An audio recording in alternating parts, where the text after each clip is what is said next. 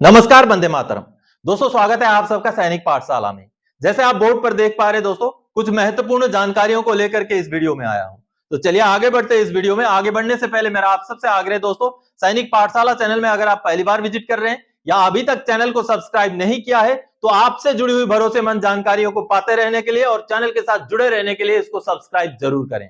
तो चलिए दोस्तों, सबसे पहले जैसे आप देख पा रहे हैं, चीफ जस्टिस ऑफ इंडिया ने कहा सिर्फ तारीख पे तारीख देने से नहीं चलेगा, फैसला देना पड़ेगा। जी हां, अपने ही कामकाज करने के तरीके के ऊपर टिप्पणी करते हुए माननीय chief justice of India justice DY Chandrachud साहब ने यह कहा है कि सिर्फ तारीख पे तारीख देने से कहीं ना कहीं माननीय कोर्ट की जो छवि है वो धूमिल हो रही है।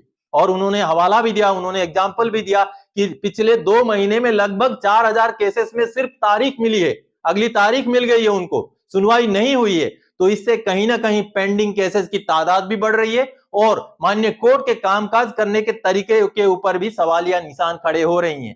तो माननीय चीफ जस्टिस ऑफ इंडिया साहब ने बोला है कि सुनवाई होनी चाहिए और जितना जल्दी हो सके जो केसेस हैं उनका निपटारा होना चाहिए।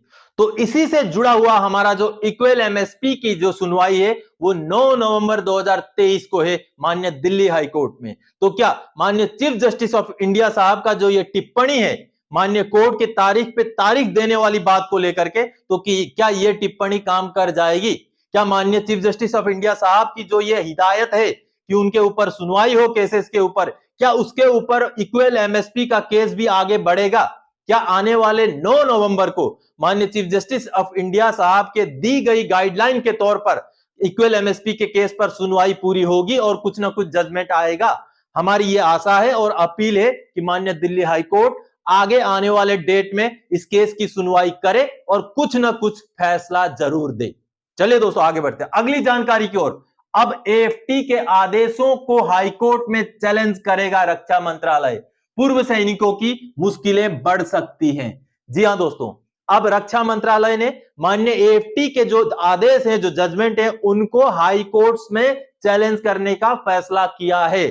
और ये जो आदेश है ये डिसेबिलिटी पेंशन से जुड़े हुए हैं दोस्तों द ट्रिब्यून की अगर खबर की हम बात करें तो डिसेबिलिटी से जुड़े हुए हाल ही में जो फैसले दिए गए उनको रक्षा मंत्रालय अब चैलेंज करने जा रहा है। जैसे आप ये सामने जो मीडिया रिपोर्ट देख पा रहे हैं, द ट्रिब्यून का 6 नवंबर 2023 का ये आर्टिकल है। अब इस आर्टिकल में सारी बातें लिखी गई हैं, किस तरीके के केसेस को रक्षा मंत्रालय हाई कोर्ट्स में चैलेंज करने जा रहा है वो सारी बातें लिखी गई है। और मूलतः जैसे आप देख पा रहे दोस्तों, नाना केस यानी कि neither attributable nor aggravated case हो, या तो फिर जो रिटायरमेंट के समय पर डिसेबिलिटी मिले हुए केस हो, या तो फिर जिनको 20% से कम का डिसेबिलिटी है आरएमबी में, लेकिन माननीय कोर्ट के आदेश की वजह से उनको डिसेबिलिटी पेंशन ग्रांट किया गया हो, तो ऐसे केसेस को माननीय हाई कोर्ट्स में अब रक्षा मंत्रालय चैलेंज करने जा रहा है, जो कहीं ना कहीं आने वाले समय में डिसेबिलिटी पेंशन के ऊपर जो हमारे पूर्व सैनिक हैं उनकी मुश्किलात खड़ी हो सकती हैं। चलिए आगे बढ़ते हैं अगली जानकारी की ओर। आज बड़ी तादाद में पूर्व सैनिकों ने किया प्रधानमंत्री हाउस की ओर कूच, ओआरओपी एमएसपी पर प्रधानमंत्री से ही होगी बात। जी हां दोस्तों, आज 6 नवंबर है और वीर बहादुर सिंह जी के अगुवाई में कई सारे पूर्व सैनिक संस्थानों द्वारा माननीय प्रधानमंत्री जी के घर तक का कूच का आयोजन किया गया था। अब उसमें माननीय प्रधानमंत्री जी को पहले भी उनके कार्यालय को पहले ही अवगत कराया गया था कि 6 नवंबर को पूर्व सैनिक पैदल मार्च करते हुए माननीय प्रधानमंत्री जी के घर तक जाएंगे और वहां पर अपनी मांगे रखेंगे। अब बात होगी तो प्रधानमंत्री जी से होगी, उससे नीचे कुछ भी नहीं। तो आज जो कूच हुआ, जो माननीय प्रधानमंत्री जी के घर तक जो पूर्व सैनिक गए, उसका एक वीडियो क्लिप आपको दिखाता हूं। माननीय प्रधानमंत्री जी के घर की तरफ निकलेंगे, उनको दिवाली की लड्डू खिलाएंगे और अपनी समस्याएं उनके सामने रखेंगे।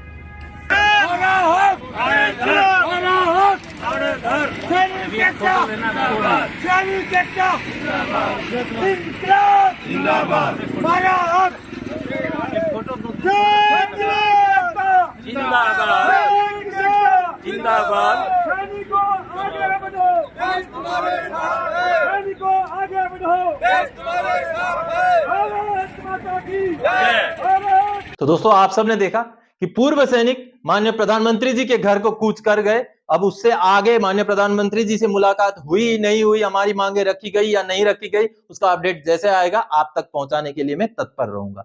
चलिए दोस्तों आगे बढ़ते हैं अगली जानकारी। सर्कुलर 568 ओआरओपी एरियर एमएससीपी को लेकर के पीसीडीए और सीपीपीसी खेल रहे हैं फुटबॉल। देखें पीसीडीए का लेटर। जी हां दोस्तों, चाहे बात हो 568 सर्कुलर का एरियर देने की, चाहे बात हो ओआरओपी का एरियर की, चाहे बात हो एमएससीपी की, कई सारे पेंशनर्स को लागू है, उनको एरियर लागू है, उनको पेंशन में बढ़ोतरी लागू है, लेकिन बावजूद उसके उनको भुगतान नहीं हो रहा है।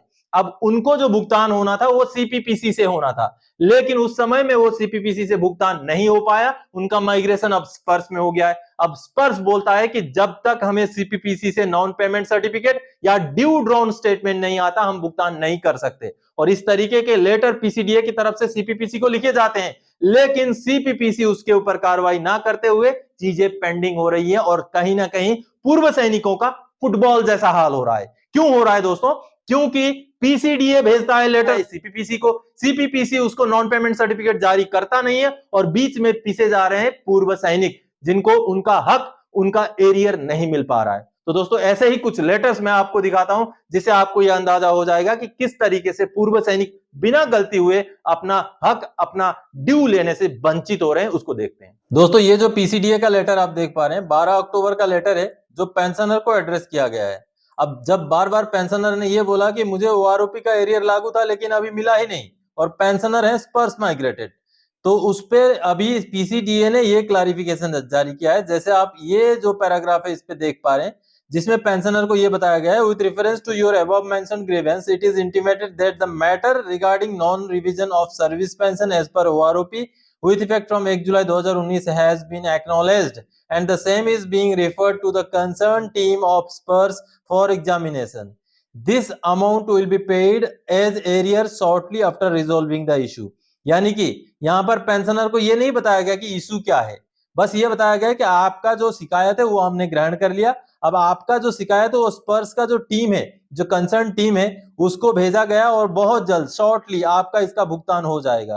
तो कहीं ना कहीं दिख रहा है दोस्तों कि पीसीडीए की तरफ से स्पर्स को लिखा जा रहा है, कभी पीसीडीए की तरफ से सीपीपीसी को लिखा जाता है और सीपीपीसी को बोला जाता है कि आप नॉन पेमेंट सर्टिफिकेट हमें भेज दीजिए। अब नॉन पेमेंट सर्टिफिकेट जब तक नहीं मिलेगा तब तक हम भुगतान करेंगे नहीं। आगे फिर पेंशनर को भी ये बताया जाता है कि आप सीपीपीसी में जाइए, नॉन पेमेंट सर्टिफिकेट भिजवाइए। तो कहीं ना कहीं यहां पर जो पेंशनर हैं वो बीच में फंस गए हैं, क्योंकि पीसीडीए बोलता है कि अभी आपका डाटा स्पर्श में माइग्रेशन हो गया है, अब आपका पुराना बकाया जब तक सीपीपीसी से हमें नॉन पेमेंट सर्टिफिकेट नहीं मिलेगा हम नहीं दे सकते। और आगे सीपीपीसी है कि पीसीडीए को नॉन पेमेंट सर्टिफिकेट भेजता नहीं है और इसी तरीके से पेंशनर्स बीच में लटक गए हैं। अब दूसरा मैं आपको एक लेटर दिखाता हूं जो कि सर्कुलर 568 से जुड़ा हुआ लेटर है। अब दोस्तों ये जो लेटर है, ये जैसे आप देख पा रहे हैं, ये सर्कुलर 568, ये देखिए सर्कुलर 568 से जुड़ा हुआ लेटर है और पेंशनर को यह बताया जाता है, ये पेंशनर को एड्रेस किया गया। आगे नीचे आप एड्रेस देख पाएंगे, मैं जब नीचे इसको स्क्रॉल करूंगा तो दिखाऊंगा।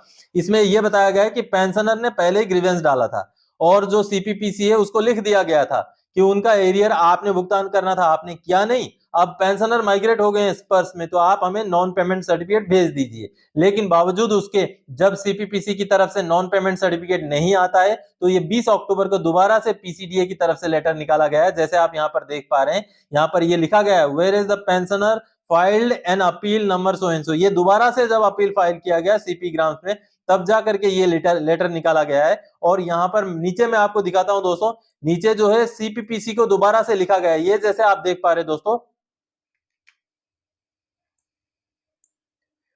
यहां पर चीफ मैनेजर सीपीपीसी एसबीआई को ये लिखा गया, please refer this office letter number of even date 23 September 2023। उस पे लिखा गया, in this regard it is again requested to furnish the non payment certificate and due drawn statement of the arrears as per the circular number 568 if the same has not been paid to the individual at your end or intimate otherwise if any।